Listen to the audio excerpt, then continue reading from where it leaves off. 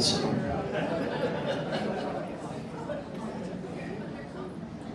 If everybody's ready, I guess we'll call the meeting to order. Nice to see a big crowd today. Got a lot of stuff to talk about and a little bit of business.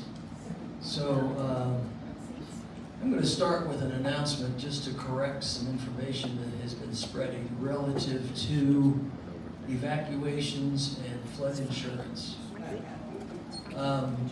If you have a renter's policy, which I assume we all have, it should include flood insurance for your belongings.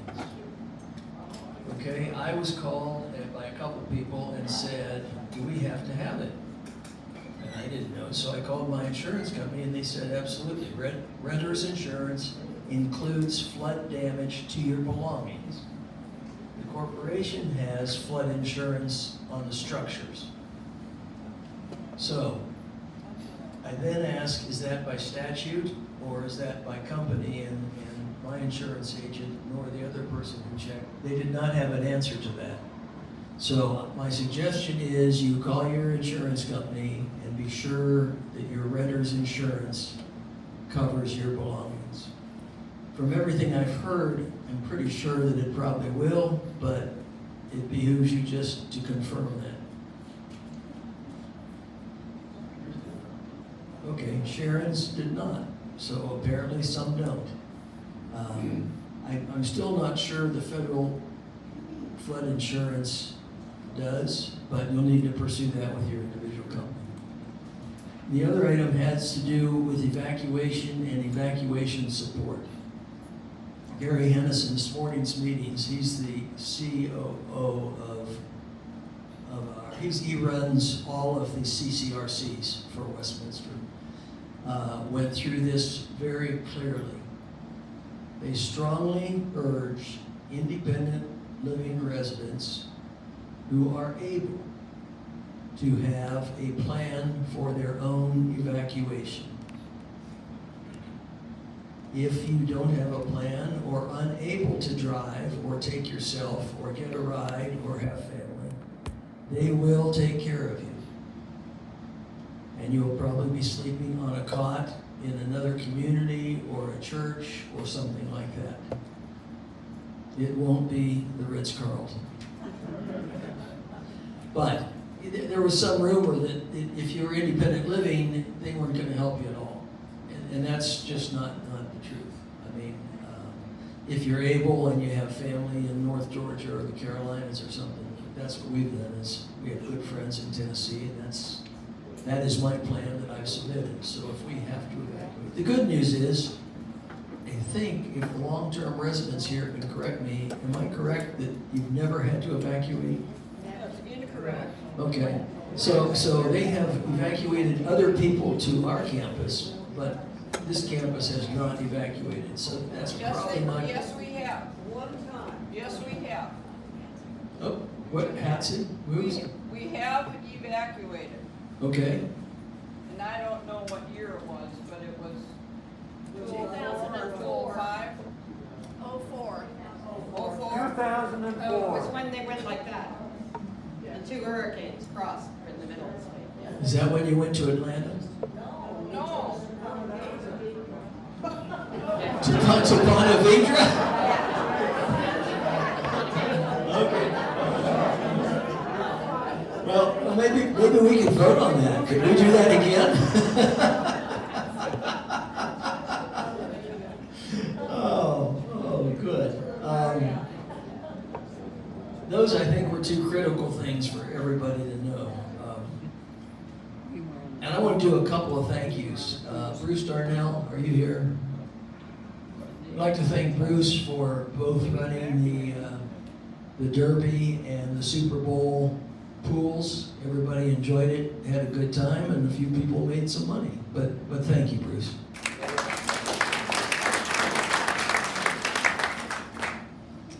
And as many of you may not know, Chuck Lake and Judy Alden are managing all the plants around the pool. I assume they're both swimmers. I didn't even know there were plants around the pool. but until the past week and a half, in order to water the plants, they were holding a bucket up to a shower head because there were no spigots. But they were making it work, and apparently it's been a really nice improvement around the pool. But we asked Jonathan really only about 2 weeks ago, and they have put in a spigot for them. So thanks both to Jonathan, Judy, and Chuck for keeping our pool a nice place to go. So I don't know if they're here. Are you here? Judy, Chuck? Neither one. In any case, if you see them, thank them. Yeah, they're at the pool. Next, are there any new residents that have not been to this meeting before that are in the room? Where? Oh, if you would stand up, both of you. I say both of you. Introduce yourselves. These are the Kellogg's. Yes, And we welcome you. thank you very much. Yep, we're glad you're here. We are too. Good. All righty, let's move on to the treasurer's report. Treasurer's report for the month ending April 30th, which is the first month of our new fiscal year. Dues collected to date from 82% of the residents, so we still have a few people that have yet to contribute the $30 dues. If you feel so inclined, please do so. The bank balance is $26,729.36. Our budget for the coming year has $8,937 unexpended. There's a copy of this posted on the board in the mail area, and it will be included in my W Life. Respectfully submitted. Thank you, sir. And why don't we start some committee reports? And up first will be the Scholarship Committee with John Batsa. John?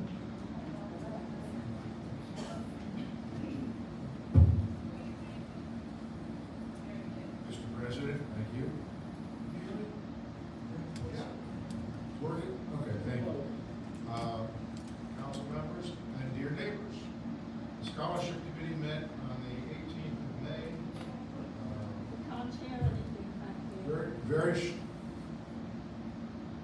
Scholarship Committee met on the 18th of May. Very short report. We have just shy of $100,000 in our accounts. Lest you think that's a lot of money, which it is. It's the most we've ever booked. It represents 5 fully funded scholarships for 4-year school.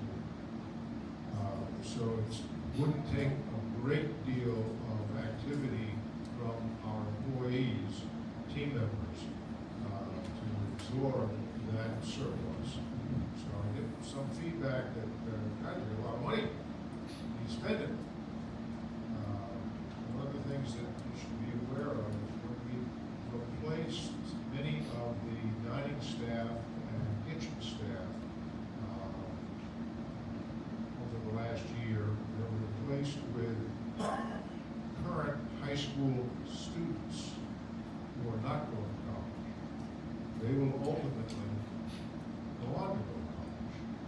And the incentive of the scholarship fund is something that helps retain those people in our organization and continue to service well.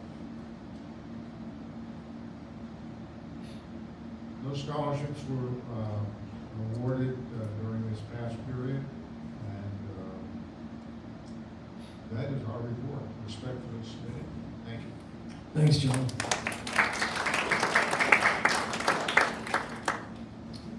Mr. Russi with the dining report.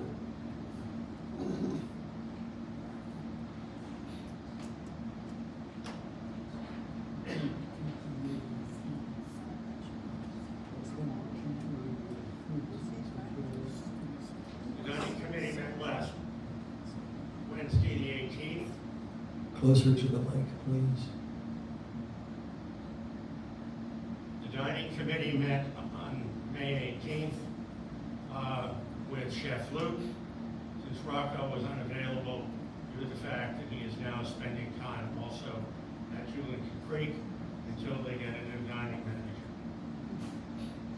We began the meeting with commendations to Chef Luke and his staff, the outstanding Mother's Day dinner, and for the special shrimp cocktails last week. At the same time, we expressed some concerns about the diminished size of drinks and wine pours that we've had lately. I gather somebody else has noticed. The lack of reservations for 6:15 or after has worked quite well, but diners need to be aware that those who have made reservations for 6:15 or 6:30 will be seated before walk-ins. We are very happy to have Mike, our new bartender, but are still looking for a dining room manager, a baker, dishwashers, and food techs for the health center. We also clarified another dining room policy, which is really has confused a number of us. If you are eating in the dining room, you can order and eat as many side dishes, soup, salad, vegetables, desserts, as you wish. But if a box is ordered, or if you are ordering takeout, you are limited to 4 sides and will be charged an extra $2 for an additional side. We again asked about the return of the monthly Sunday brunches, but we're told that the Orlando office has yet to approve a return to any type of buffets. At the same time, there will be a special Memorial Day lunch with cookout items and salmon if available. The supplier has had difficulty providing fresh salmon, but the kitchen is trying a very high grade of frozen Atlantic salmon until the fresh salmon becomes available. Rocco will provide a flyer with the special dining and bar events for June. Respectfully submitted for the committee, Steve Preston. Thank you. Thanks, Steve. Let me interject a couple of other announcements. Jenny Ross, whose office is in the health center and is our volunteer coordinator, is still looking for some volunteers in certain areas.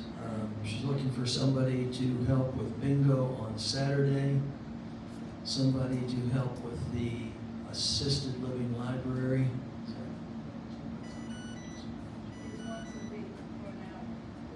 That's once a week for an hour. And there are some other smaller, easier volunteer efforts, such as visiting certain rooms and those kind of things that she could use. Her office is in the health center. It's Jenny Ross. Also, at the current time, you may have noticed that the sign is up out front, that the foundation is kicking off its Benevolent Assistance Fund. If you are aware of that, then you know what it is. If you're not, I would check in with one of the ambassadors or Tani. It provides payment for people that can't afford to stay here.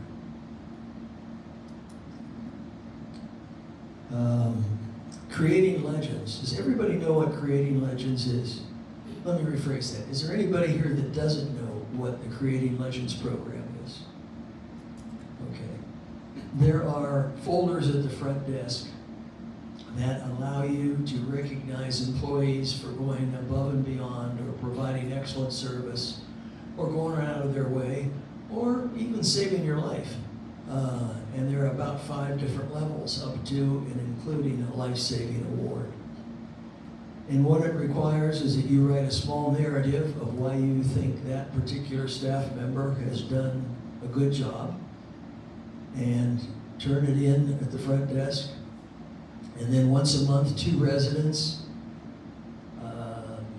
Holly and Toy, meet with those residents and decide what awards these people get. I think you've seen the awards in the town hall meetings, but it's particularly at this time when we're short-staffed and most everybody's working harder than normal. It's a great way to recognize somebody who's done more than the normal for you. So if you don't know about it, it's a tall, skinny folder, and it has instructions on it. And that's a wonderful thing for them to get recognized. All right. Oh yeah, I didn't say that. Yeah, they get a financial reward for it, anywhere from $25 to $100 in their check. Next is Health Services Committee, is Sharon Patty Noel. Thank you. The Health Services Committee had a special treat this month. We met on May 11th, and Misty DeGrosse, Paula Vale, and Jenny Ross gave us a tour of the assisted living facility at the health center.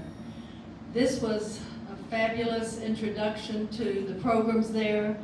We were able to tour the first and second floor assisted living areas. We saw an example of the one-bedroom model and an example of the studio model rooms, the Barrington living room downstairs, the Moncrief day room upstairs, and the screen porch upstairs, and the physical therapy rooms downstairs. Misty and Paula and Jenny answered all of our questions. The committee members were thrilled. Some of them had never been inside of the health center. This went so well that Misty is planning to have small groups of independent living residents do this same tour. So I think you'll be seeing some information about that coming out. I hope you will take advantage of it. It's a wonderful way to see firsthand what is available over there. I also want to remind people, I give the COVID positivity rate each month. Last month, it was 6.8% positivity rate for COVID test results. This month, it's 17.16%. So it's out there. We've been very fortunate. We do have 4 independent living residents and 3 team members right now who have COVID. So please be careful when you're traveling off campus, wear your mask. If you travel away from campus, out of state, visit family, I know it's hard, but try to be extra careful because that seems to be a pattern that people coming back from traveling have been exposed. And the last thing I want to do is to remind you that on MyWLife we have 2 tabs, the Health Center tab that Misty DeGrosse, our health administrator, fills, and the Health Resource Nurse tab that Paula fills. They have valuable information on them. They have PowerPoints about therapy programs, understanding dementia, all the different services that are available. So please take advantage of checking out those 2 tabs.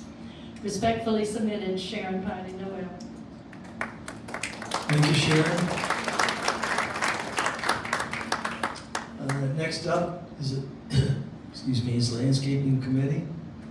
Barbara Aiken can't be here today, so it will be Cece. Thank you.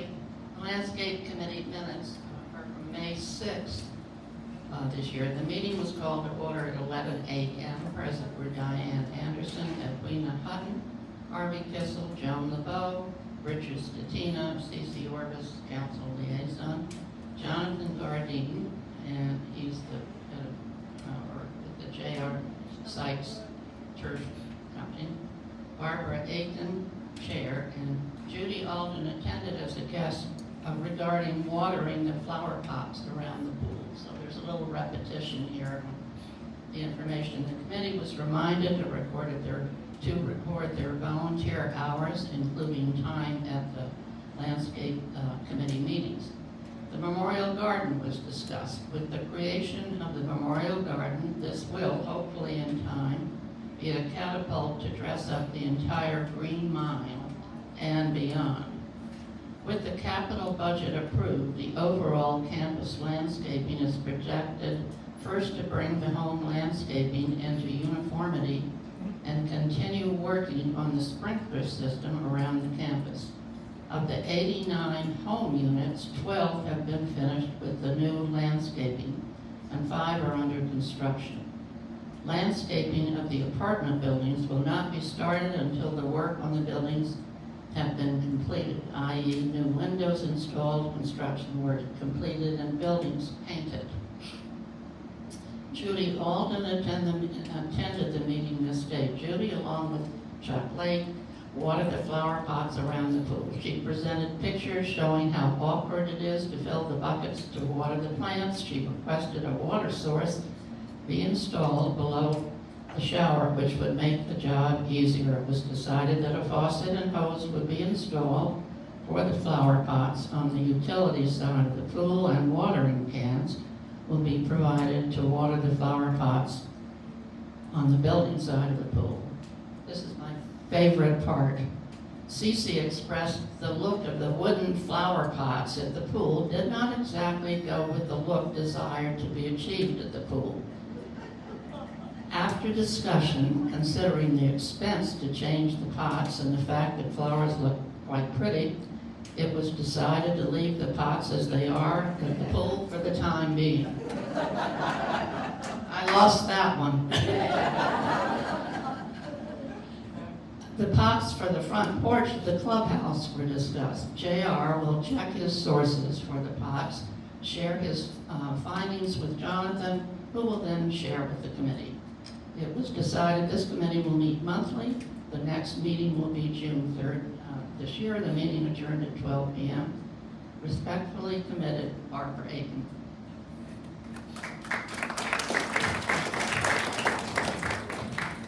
Thanks, Cece. Next up is Library Committee, and I think Bev Siegel is reporting for Ginger.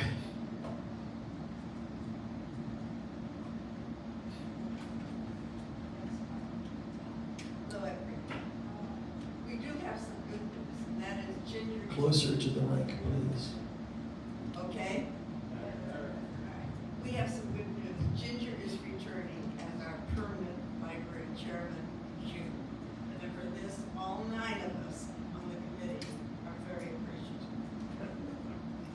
We have been working on it, and we held a meeting on May 13th, and we held it in the library. The first order of business was our president, council vice president, Karen Piety Noel came, and she explained to us the standing committee guidelines for all standing committees and the requirements of the committee mission statement.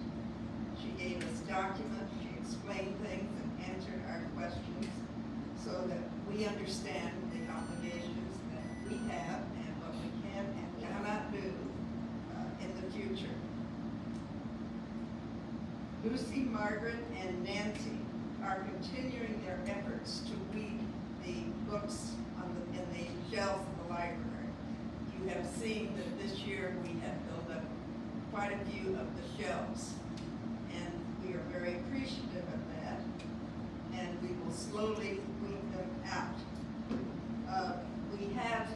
We have suspended working on the overdue books that were sent out, the letters that were sent out, because so many people go away for the summer or on holidays, and so we will not be doing that during this summer. Most of you have noticed that on the chest across from the library door, there are some books, bookends, asking you to critique the books, and we are appreciative that people are doing that. It helps us to know whether we should keep a book or not keep a book. I suggested that new people coming in here really don't know how to check a book out. And I think it was the Kellogg's who stopped me one day and asked me, now was the Kellogg's, okay, somebody else, asked me, well, how do we check a book out? Well, I assume everyone here knows that you find the book you want and you sign your name and you leave it in the little basket. Then we worker bees come in and we pick up the little sign-in card and we put it away in a file. when you return, you simply return your book there on the stand, and we take the book, get it in the file, put it back in the book, and then we put it on the shelves. It's a little confusing when people attempt to put the various books on the shelves, because you will notice from the signage that Sandy made that some books are nonfiction, some books are fiction, some are biography, some are large print. And so to keep the shelves fairly clean, we would appreciate if you let us put it back on the shelf. And this we try to do, and we also read the shelves periodically every week if possible for books that are in the wrong place and get them back to where they should be. There has been a discussion about, where am I? New books. We've been very pleased. One of the reasons we have so many new books is that you all have been donating them to us. Many of them are published in 2019, 2020, 2021, and even 2022. We want you to know we really, really appreciate your generosity in turning your books in after you have finished them. And we read them and we label them, and everyone can enjoy them. So thank you very much for all the current books. The next meeting is going to be June 10th, and we will be meeting in the library. Respectfully submitted. Thanks, Bill.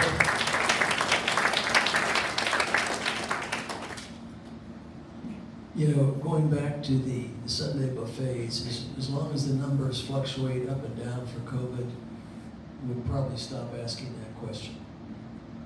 We all liked it, and we'd all like to see it come back, but it doesn't make sense to have food sitting out so that 50 of us can parade by. And I just, Steve, thanks for keeping asking that. I think, in the near future. We thought we were getting there. We thought we were getting there, yeah. Tricks on us. All righty, Maintenance Committee, Gary Livingston, are you here?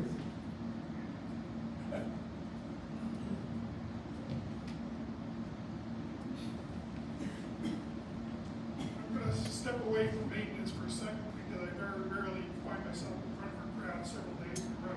But having just done play readers, a lot of you were here Friday night. Can't hear you. Better? No. Not really. A lot of you were here Friday night for play readers, and at the end of it, because it was the last play we're doing for this season, I thanked everyone who'd been involved behind the scenes for what they do. And I omitted the locally talented Noel Common, who does all our publicity. So, Noel, in front of this incredible, thank you. Noel does all those posters and all that fancy professional stuff, and it's really great. All right, on to maintenance. Maintenance met on May 9th, 2 weeks ago. Landscaping, there are 2 landscaping reports. You heard the one. It's basically the community report. That's the common areas. That's what the landscaping committee does. We do the resident landscaping, the maintenance committee's portion. So here we're talking about roofs and gutters and things like that.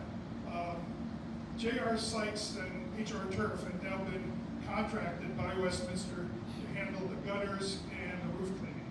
That's always been a separate contract in the past, got renewed on an annual basis when it was needed. Now it's going to be a routine thing, and you'll see more gutter cleaning and things like that, so that's a good thing. What they wanted to do this year is make sure the gutters were cleaned out, the flower beds were blown out, they did all the old mulch done before they put down the new mulch. So that was all done, the pine straws down, and I think we're in pretty good shape. A bunch of residential drain lines have been found to be clogged. And there's 2 ways of doing that. One is to try to flush them out, and another is to scope and see what kind of problems there are. For the most part, it's roots and broken pipes.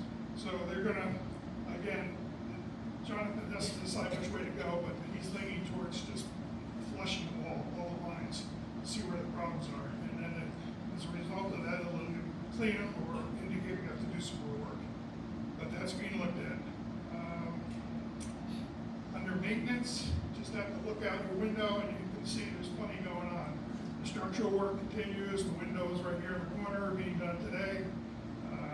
That's going to continue. The current plan is structural work goes from building 4 to 3, where it's now being worked, building 2 and then building 1. The window work is building 4, then 1. They're down on 1 now, and then 3 and 2. Gemstone finishing around the pool deck and front entrance out here, and the front entrance over at the health center. It's been under contract for about 2 months now. They just can't get the people out here to do it. It's just a labor problem. But when that whole pool deck is done and the gemstone finished that's over in the apartment area, it's gonna look a lot nicer, as will the entrances. The new chairlift was installed. It looks like a theme park ride. I'd be afraid to go, but it looks pretty exotic out there, so take a look at that. 4 large air conditioning units support the health center over there. 1 was replaced about 3 years ago. The other 3 are being replaced now. The new efficient air conditioners, unfortunately, are larger than the old units. And 2 of those units are up on the roof, and there's concern whether they're going to fit or not, so it's become a big problem.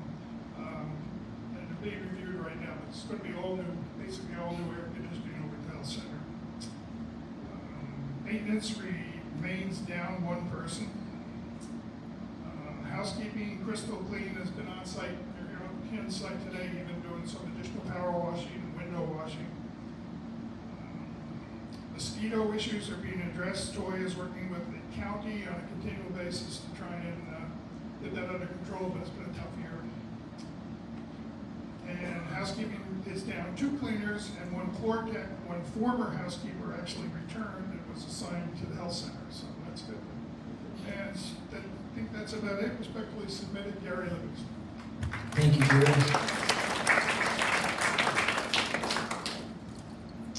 Mr. Redwine and our marketing committee, who I understand has been pretty successful lately. Things have been going great.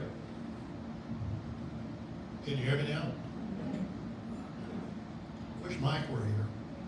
Oh, he is here. No, Mike. Okay. Which number of microphone do you have? 9. Maybe 6. Is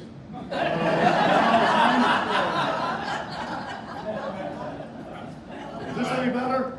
How about now? That's better. Okay, great. Thanks, Bob. Thank you, Bob. Well, as Bob said, I've got some news about marketing. Fancy that. We had a meeting last week, and most all of us were present to filter these fine points out. As of 5/13, the residential living occupancy for both occupied and reserved stood at 100%. We're full. There are 4 homes and 3 apartments currently undergoing renovation for new resident occupancy in May, June, and July.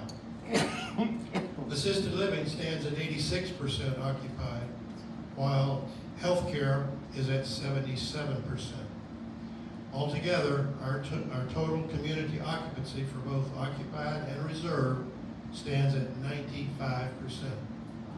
That's very good. Currently, the waiting list is up to 83, which people are still wanting to get in here very vociferously. We had 2 marketing events held this month. I'm going to try to merge these together because my report was written when one of them was done and before the second one was done. So I'm going to merge them together. But we had two marketing events. The first was last Thursday. There were 29 people attending. Actually, more people had RSVP'd than we had room for.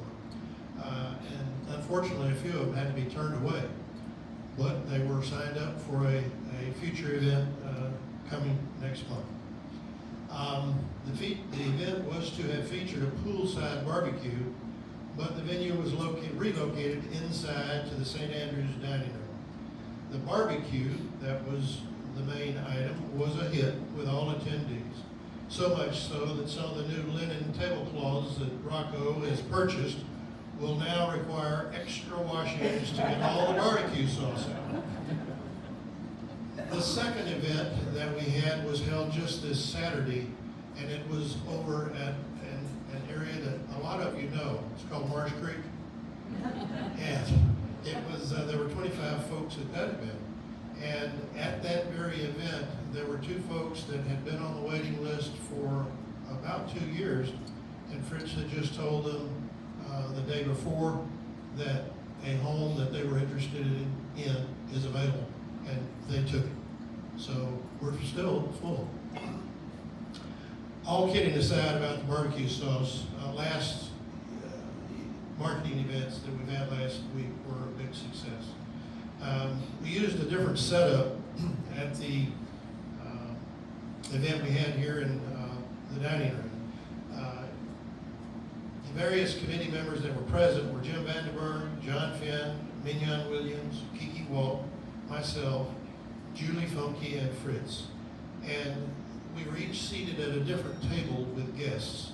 And that was a nice format because it allowed a good exchange and conversation and allowed the guests to ask a lot of questions, and we were able to hopefully answer those questions for them.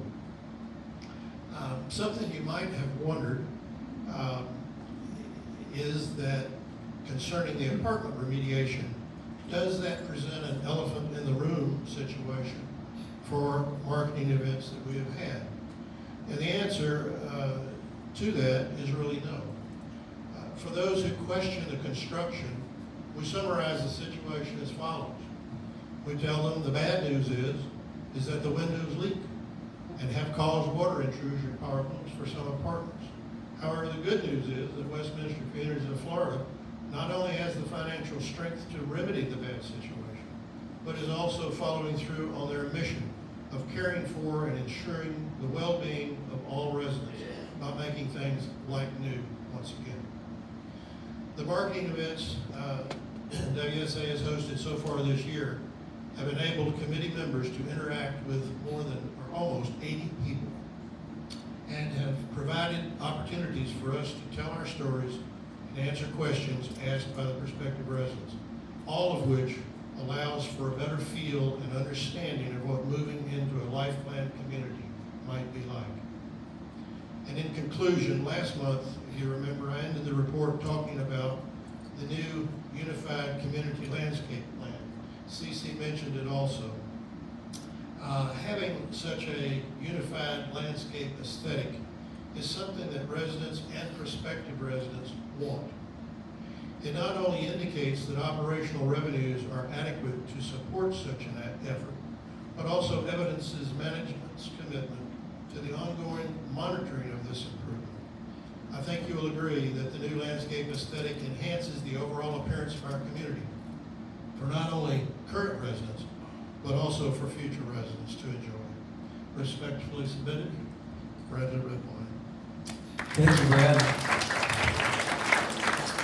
Good news. As an aside, several of our other communities are still working hard to get waiting lists to sell out and have waiting lists. So obviously this is an ideal place to want to live. Right, Mignon? So,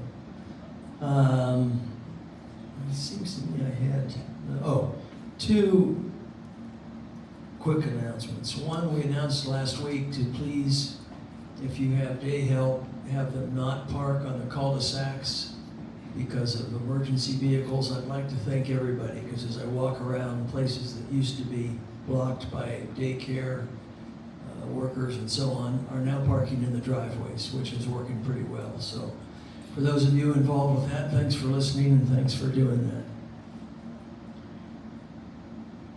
The other is a tough one for me. Our staff, primarily maintenance, housekeeping, dining, primarily, are stressed tighter than they ever thought they would be. We as residents have been through 2 years of COVID, and then a number of us living in the apartments are being faced with the stress of noise all day long, dust, people in and out doesn't make for a relaxed outlook on life. It is what it is. I hate that statement, but it's true. Unfortunately, a few of us are taking it out on some of the staff to some degree. And I'd like you just to think that they're doing the best they can do. They are committed. They're terrific people. I know almost every one of them personally. And so if you feel that little bit of anger well up, and I think we all do at times, I mean, one thing or another, especially if we live in the apartments, take a deep breath before you say anything to anybody. And if you want to vent, call me and vent. Or call Gary and vent. That might be better. I'm sorry I had to say that. but know that they are as stressed going through all this as we are, and they really are a good group of people. And I just had to say that. So let's move on. Kathy, are you here with the social committee report? You are.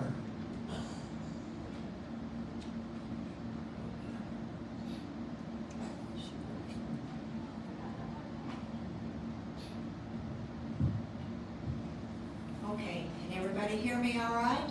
Yes. Right, good. Before I start with any June activities, I wanted to tell you that Monica just asked me to announce to you that there is going to be a pool party with volleyball, mimosas, and exercise. And that's at 10 o'clock on Friday in the pool. So do you know Monica? She is our fitness expert, and Kelly is her right-hand woman. Anyway, be sure to show up at 10 o'clock, pool party. They have volleyball. She's going to make it really fun. She always does. Okay, on to the social committee for June. The theme is Fun in the Sun. We start with National Barefoot Day. Yes, there really is such a day. So come to the Green Mile, kick off your shoes, scrunch up your toes, and renew your childhood memories of going barefoot. There will also be a champagne toast to Fun in the Sun and National Barefoot Day. If nothing else, come for that. To make the most of this day, if you have a pair of shoes you are not wearing, please make a donation of them. There will be a box in the activities room. Do you remember the movie Blue Hawaii with Elvis? Of course, we all do. Come see this musical favorite from 1961. To get into the spirit, wear Hawaiian attire, and a special Hawaiian cocktail will be served. Yay! The movie will be shown in the afternoon and end in time to go to the dining room. There will be 3 offerings from One Day University. That has proven to be a very popular program. Please look in the June Explorer for more information about these offerings. June is also Men's Health Month. Come for music and cocktails featuring famous men in the music industry. The first day of summer is Tuesday, June 21st. We will enjoy that day with an aisle-style concert played by a steel drum duo. Say that twice. It will be held at 7:15 poolside. Chairs will be set up for our comfort. What was the date, Kathy? June 21st, first day of summer. Do you love photography? If so, come celebrate the natural beauty of our community with several residents who have a knowledge of photography. They will be happy to answer any of your questions. Now, to off-campus excursions. There will be a trip to the Cummer Museum for a tour of the gardens, followed by lunch in their cafe. We will also go to the Classic Car Museum in St. Augustine, followed by lunch at Ford's Garage. 2 dinner outings will go to the Chop House 13, a steakhouse in Mandarin. So, in June, kick back, enjoy these activities and the start of summer. Respectfully submitted, Kathy Charlton. Thank you, Kathy. Sounds like a good month. Next up is Social Justice, Mignon.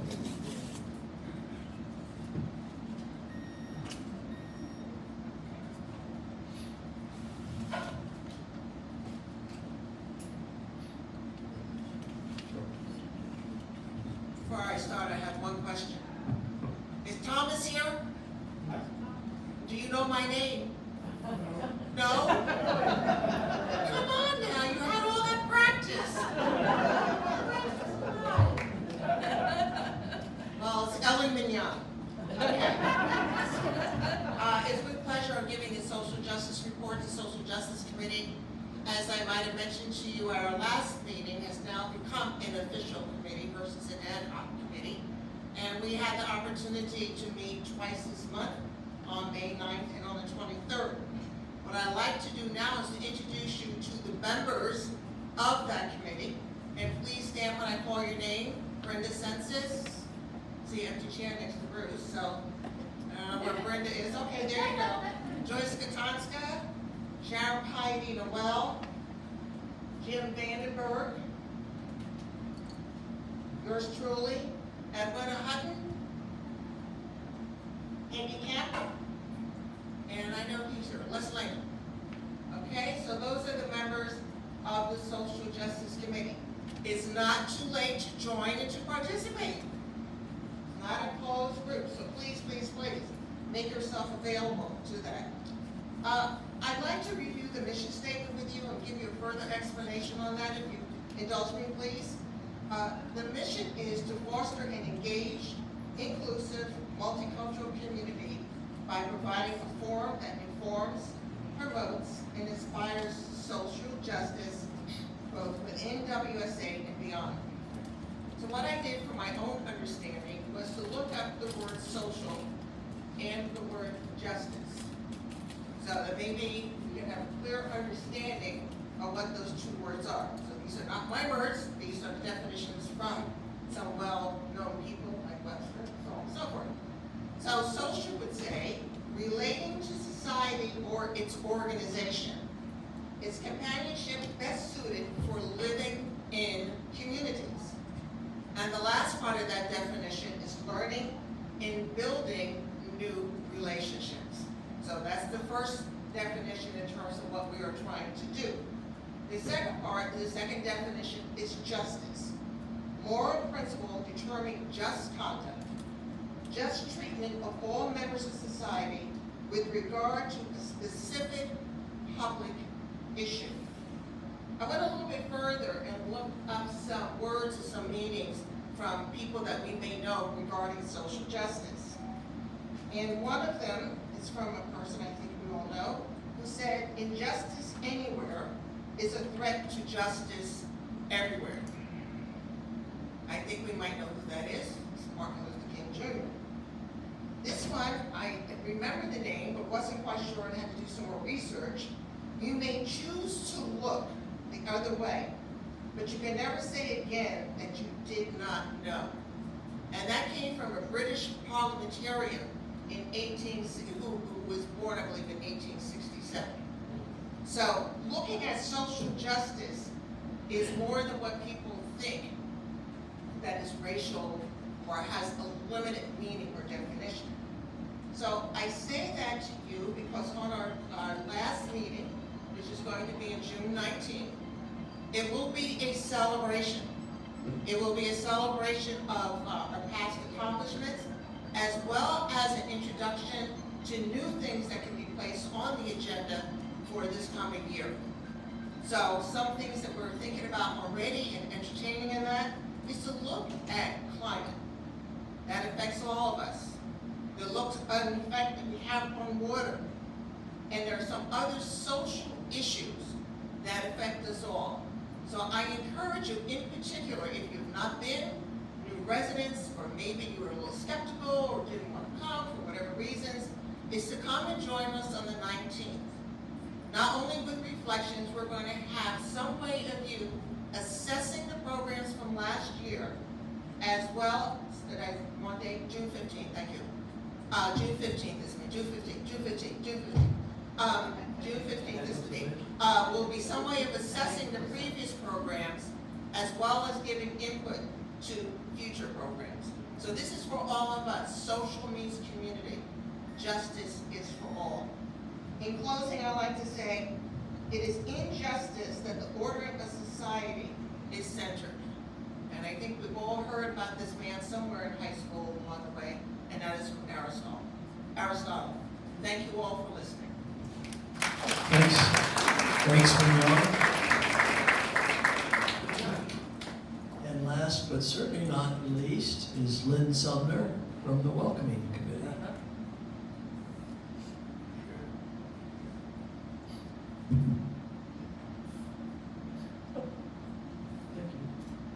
She's not last, and she's certainly not least. Okay, our welcoming committee was held on May the 11th. Our mission statement was read, followed by the membership changes as followed. Retiring members, Ali Cochran, Carol Debelis, and Marianne Finn.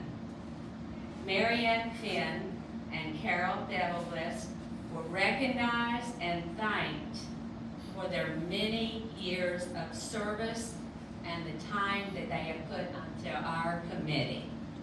Thank you. Two new members taking their places are Andy Mitchell and Ellen Mitch. The members of our committee reviewed their copies of the new welcome book.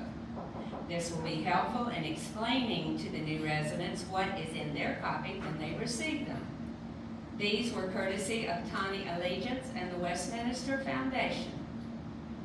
There was a general agreement among the committee that all residents, both old and new, should have a copy of the book as well. As a result, the committee will work with Bob Linville and the resident council to see if this can be accomplished. All of you. Marketing has handed over the photo and bio process to the welcoming committee. The bio writing staff consists of Bill Baker, Sharon Pidy-Noel, and Janine Caramon. The photo staff consists of Justin Pitcorn and John Caramon. The new resident listing move-in status was reviewed. The apartment and driveway parties continue to be a success and are a valuable tool in welcoming our new residents. Our next welcoming committee meeting will be on July 13th at 10 o'clock. Respectively submitted, Lynn Sumner, Chair. Thank you, Lynn. The book that they have put together is exactly what we all wished we would have gotten when we moved here. It really is a terrific job between Lynn and her group and Julie, who is Fritz's new assistant. But they're really doing a good job. Thank you. And Noel. And Noel. Did somebody say and Noel?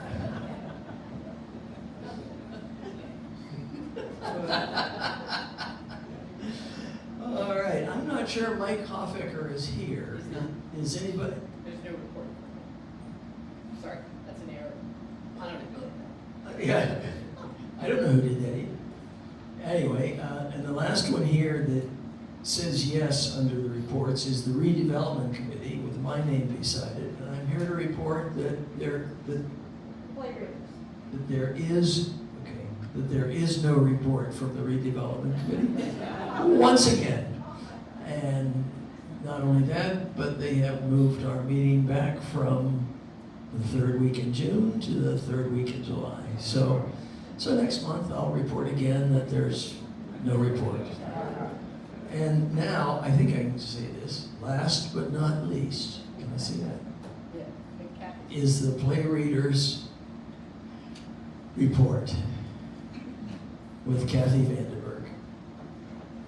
And I'm sorry, Kathy, I almost skipped you. Well, it's really not a report. It's a thank you and an announcement. I want to thank all the residents here for your wonderful support of Play Readers this entire year. You have been enthusiastic, you've laughed in the right and wrong places and been wonderfully appreciative, and we are grateful to you and to all the people who acted and served as tech people for us and directors. It was wonderful. When Martha Miller moved and Ernie Smith died, we were really worried that Play Readers might not continue. But through this entire year, people have stepped up to direct plays and act in plays, and it's just been a wonderful experience. So this Friday, we are having a meeting of our group to plan for the following year, which will begin in September. And we're going to try to plan September through May. Now, I know that there are a lot of new residents here, and there are other people here who've been here for a long time who said, I didn't know how much fun it would be to fall around the stage and get lost in the script, so I would like to be part of that. So if you would like to be part of that, or you would like to be trained as a tech sound person, or you would like to help Lynn with the stage set, or props, or anything like that, my number is 308. I am Kathy in 308, who had a prior career in vaudeville, and so I would like to encourage you just to put a slip of paper in my cubby, or write me an email or a phone number. Just say to me, I would like to act, and this is my address, or I would like to work with Lynn, or I would like to work with Mike Hofecker and Bruce Beck. So we would be grateful for your participation. We'll do the best we can to include you. Thank you. Thank you, Kathy. Thanks for a terrific year, and I can appreciate it. Okay, before I say that was the last person, is there anyone else? See, without them, I'd be lost. All right, we're going to open this up for questions or comments. If you would, we'll bring you the microphone. Please say your name and home number so that we can get it into the minutes. Yes, I ask for the privilege of making a comment. Okay, name and apartment number. We have a wonderful Jacksonville Symphony that most of you know about. Possibly there are some new people who really don't know what a wonderful organization it is. And the bus takes us to the coffee series, which are on Fridays at 11 o'clock in the morning. And in the past, we've also gone for lunch afterwards. And I mentioned it to Holly, and she didn't say yes, but there's a possibility that we'll start that again. And of course, this won't start until the fall now. We're going to our last concert this week on Friday. If there's anybody here who would like to call the box office and get a ticket, I'm just sure you could get it and go with us and sign up with Holly for the bus if you do that. So that's what I wanted to bring to your attention. But they also have wonderful evening concerts that my husband and I went to for many, many years until it got to be too late for me. But they're wonderful. They're longer, and you hear full symphonies, and I mean, they're really wonderful. So, the bus takes you there too. And I can't give you the box office number just off my head. But if you want it, I'm Luann Sterling. You can call me or you can call Holly and get it. Or you can just look it up for yourself. Anyway, call the box office and get yourself some tickets to go to those wonderful concerts. Thank you. Thanks, Luann. And that bus trip is a standard $10 round trip bus trip, which is a deal. And I've heard rumors they will be doing lunch again. So, other questions or comments?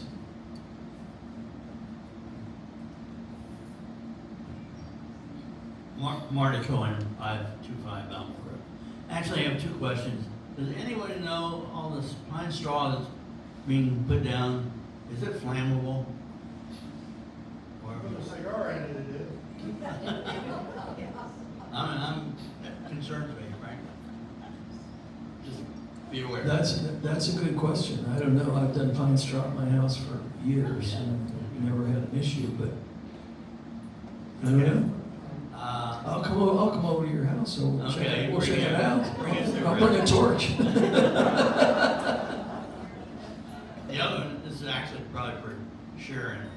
What's the status of the memory care unit? And I ask because I didn't even think the memory care was open, but apparently someone I know went in there and apparently now is being told they have to leave for some reason. I can't vouch for that, but that's. Okay, the official memory care unit is not open yet. They're still working on the electronic contraption on the elevator where you'll be slipping a card to be able to go in, up and down on the elevator. And they're still doing some training with staff. However, we've been taking patients with dementia, residents with dementia, for a long time, before I came here. And sometimes the residents' needs can be handled in our health center, and sometimes they cannot. And sometimes it's a learning process. They try, and then they have to look for a different placement. But right now, the projection is still mid-June, late June, for the official memory center to be ready. Does that answer your question? Good, thanks. Other questions or comments? I'd like to thank Noel Cowman for her Easter menus. They were very attractive and I enjoyed them. I hope everyone else. Who's talking? Who is that? Oh, I just can't see anybody. Gloria Patterson. Okay. Well, I would certainly like to say you're welcome, but I had nothing to do with it.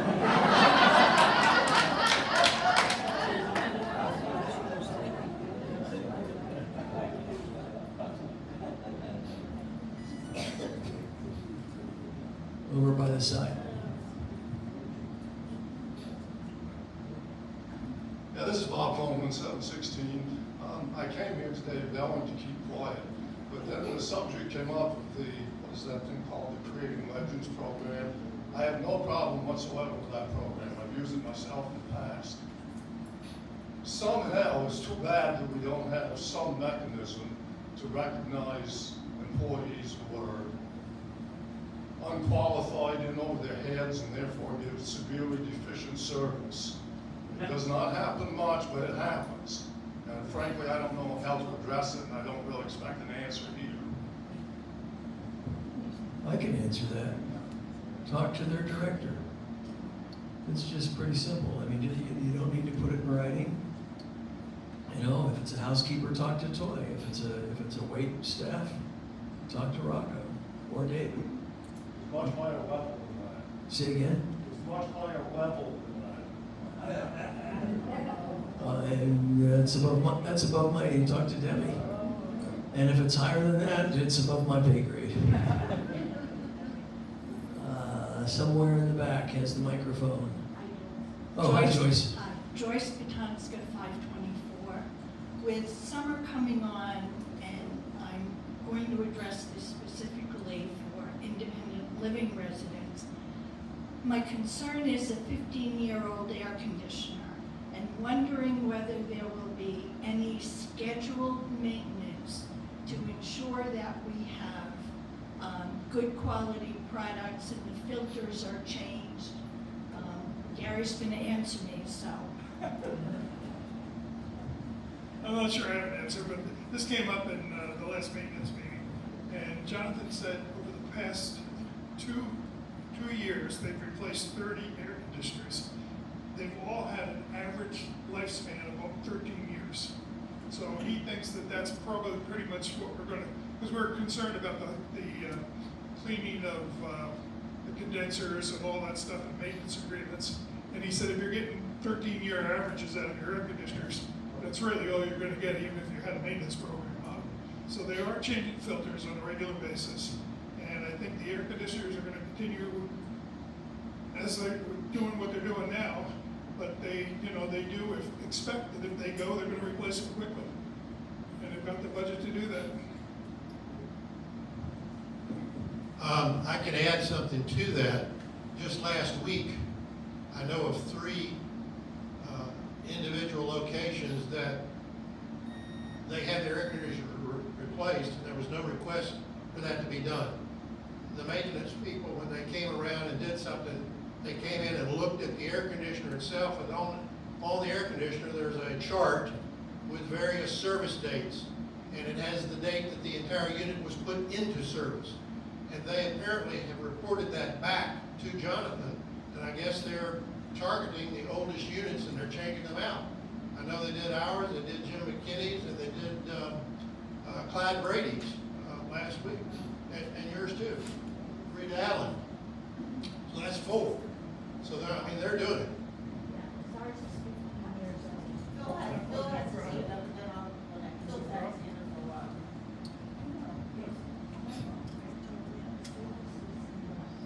Phil Buck, 604. I wanted to just speak for a moment about the issue that came up concerning hurricane evacuation. A couple of things you might like to put in your memory, particularly those who have moved here in the last few years, because we have been under hurricane threats here before. And of course, the whole society of CCRCs was very much concerned about electrical power, and the requirement now, is you have to have standby power facilities at facilities such as ours, and we have the AAA form of it. And this came about. The fact that this happened is due to flight crew that you all contribute to and help support all these years. The generating system they put in here is the top shelf, and you have one over there at the health center, and of course you have one here that will supply complete power needs for this building. And they're powered, I'm happy to say, by natural gas. So there isn't the problem of having a diesel truck come in and resupply during an emergency and not being able to get that. And that is a real problem right now in the world as far as diesel fuel is concerned. But this Westminster bunch knows what they're doing. We had natural gas on the site, and they went to the extra expense of piping that into each generating system that we have. So you mark that one up. The second thing is, we're in a very favorable flood zone, about as good as it gets anywhere in Northeast Florida, right here. And that came out years ago when we were under several hurricane threats. And I don't remember the number exactly, but I'm going to say it's either phase 4 or something like that, phase 5, and that's a diminishing risk of responsibility. The thing that we were talked about is more of a reality now than it ever was, in that you can consider, and I haven't heard that term yet in a few years, of shelter in place. Shelter in place. In other words, if you're in a good apartment building or in a good resident, do you need to leave in case of a hurricane? You think about that, sort of go through the motions of what that involves. And of course, you have power over here. So you could always come over and power up your cell phones. Come over here and get on their computer. So there are things to think about. I'll just leave it at that. Because we got into this a lot in years gone by, shelving in place. Just stay put. Don't get out on the highway, and particularly at the late date. If you're gonna go early. Those who go back to 2004 know full well what I'm talking about. That all-day drive to Georgia, and it turned into all day and part of the night. The last thing that I would say to you is that you also could consider an insurance. I went and investigated that for some folks way back. It may or may not have changed that much, particularly because we've never had one here. Do you really need to have flood insurance on your property, your personal goods? You could consider self-insuring. That's just another way of looking at it, risk versus what happens if. And that is sort of a separate and rather detailed piece of information for you to consider, but self-insuring is another popular form that comes into place in this state of Florida due to the hurricane threat. With that, let's just hope we have a nice, mild summer. Amen. We get to the next. Amen. I've run too long. Thank you so much. Thanks, Phil. You bet.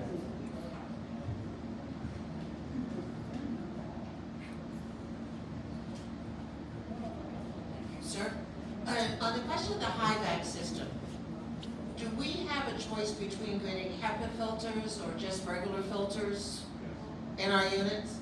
So all current units can take one or the other?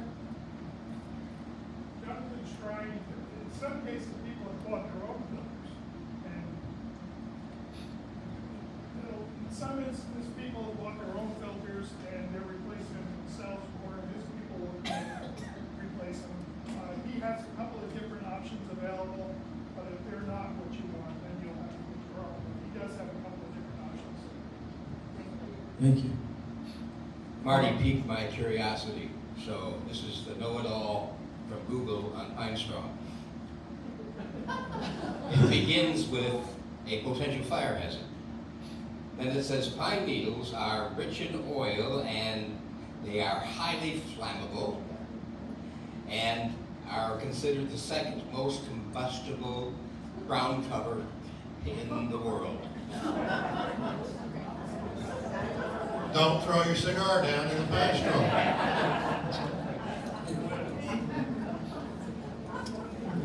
Yeah, Sharon's comment was, let's hope they're properly treated. My answer to that, John Naaman, I fell back for 308.